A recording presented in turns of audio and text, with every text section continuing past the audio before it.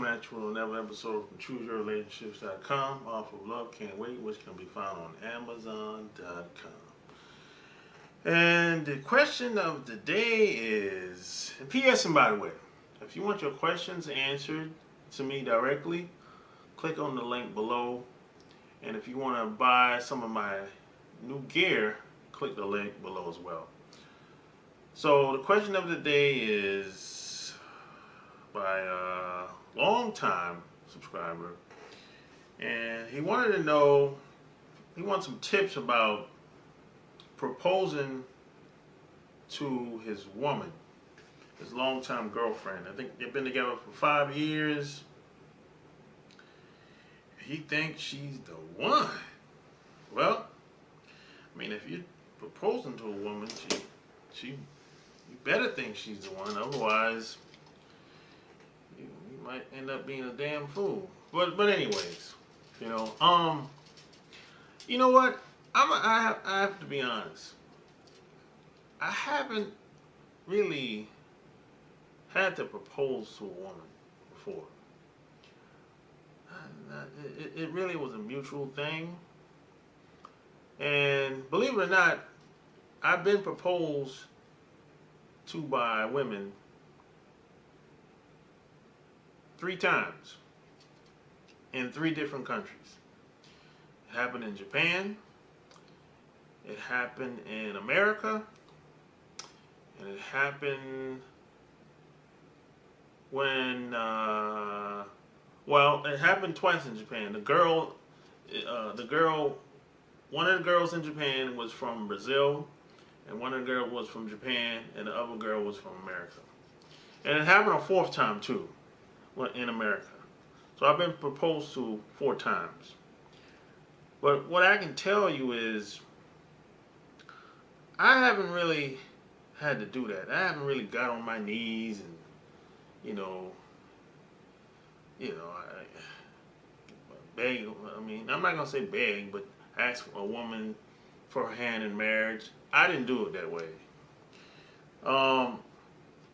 So I can't relate to anybody that get down on their knees. And first of all, believe it or not, I have bad knees, so I'm not getting down on my knees anyway.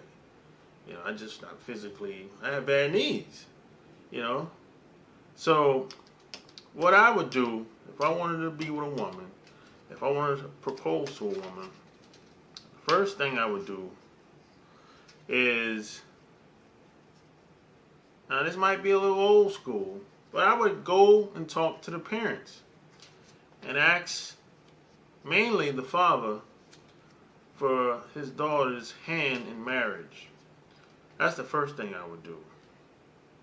Assuming that her parents are alive, or, because the parents might pass away, or maybe she come from a foster home, or but that's a different video for another day. But assuming that her parents is alive, I would go and ask the parents for her hand in marriage, mainly the father. Now, a lot of times, this is what you shouldn't do. A lot of times, a lot of guys don't even meet the parents until they're about to get married to the girl. That's a mistake. That's a big mistake. And it happens a lot in the military. It happens a lot in the military, based on my experience, because what happens is, being that we travel so much and we move around a lot, every year, 2 years, sometimes every 7 months if you're in the Marines, or if you're a floater, and if you're in the Navy, you're on and off the ship, and your schedule, you don't really have a schedule, if you're in the Navy. It could change at any given moment. So being that we travel around and we move around a lot, it's very difficult. That's why I never got married when I was in the Navy, just because of that, because it's just too much going on. So, and the reason why you shouldn't get married to a girl until you get to know her parents, because see, where the girl that you're marrying to, or at least thinking about getting married to, she's a product of her parents. And you want to really get to know the parents and the family dynamics, how they interact with each other, how the family came about, how the family history, the how's her mom. See, because the mom is a huge influence on the daughters. I mean, what type of woman is her mom? Is she a classy woman? Is she a sometimey, so type woman? Is she, what's her mentality like? You know, because the daughters are huge. Daughters get influence from the mother, big time, much more than the guys do, in most cases, unless she's a daddy's girl. And you want to know as much as you can before you decide to get married to anybody. This is why I say it takes at least 5 to 7 years to get to know someone really, really well. Because it just takes time to...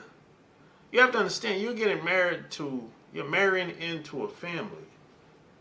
You know what I'm saying? See, some people think that, oh, okay, I'm just marrying one person. No, you're marrying into a family. You know, and if you don't believe it, you need to read that marriage contract, that marriage certificate that you sign. That when you pay that, what, $70 in most states, you know, that you need to read that. And when you get those papers, that they send you what, I don't know, depending on where you live at. They usually send it to you in the mail, or they might wait.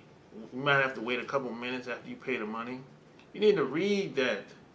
That's going to tell you that this is a contract. This is big business. So this is, you know, you're married into, you have two families that's merging together as one. Y'all, we're doing business together. So you know, family is business, big business. It's an old saying that I heard somebody say a long time ago.